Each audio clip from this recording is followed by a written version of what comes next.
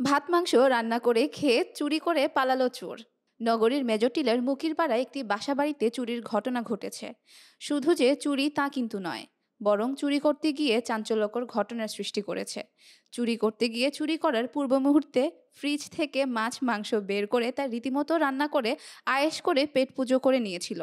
গত রোববার সিলেটের মেজর টিলায় বাড়ির মালিকের অনুপস্থিতিতে এমন অভিনব কায়দায় চুরির ঘটনা ঘটে। ঘটনাটিকে কেন্দ্র করে ইতিমধ্যে এলাকা জুড়ে তোলপাড় শুরু হয়ে গিয়েছে। প্রাথমিক সংবাদ থেকে জানা যায়, বাড়ির মালিক ও পরিবারবর্গ বেড়াতে গিয়েছিলেন।